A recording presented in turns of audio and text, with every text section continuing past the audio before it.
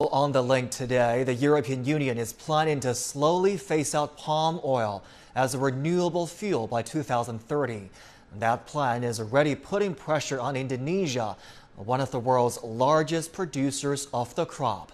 The country's economy relies heavily on exporting palm oil, and completely stopping it would have a major impact on the economy. CGTN's Silkina Aluwalia has more from Jakarta.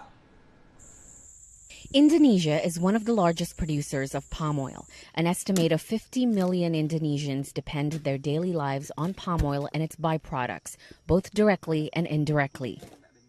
But the country has been grappling with the consequences of producing the crop. In the past 10 years alone, the forests of Borneo have shown massive changes.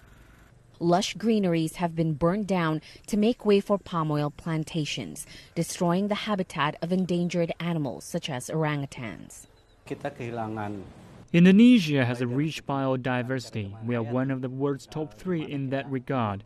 Cutting down rainforests do not only affect our biodiversity, but it keeps increasing our greenhouse gas emissions, which contributes to climate change.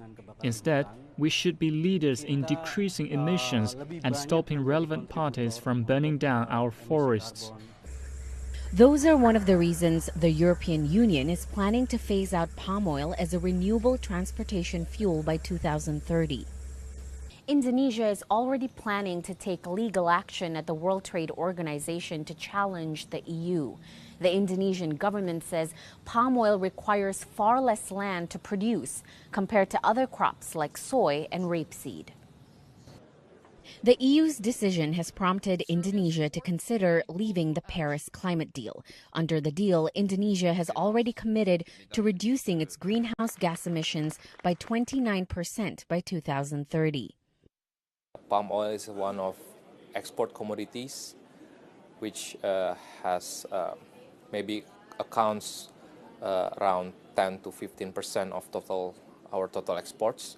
So if the demand from EU will be stopped by 2030, so beyond 2030 our exports performance, particularly in this commodity, will be slowing down. So it will impact negatively on our export performance, and basically next it will impact also the performance or trade balance and also current account deficits. Experts believe the government needs to adopt sustainable policies that could help to reduce greenhouse gas emissions while increasing economic growth. Silkina Aluwalia, CGTN, Jakarta.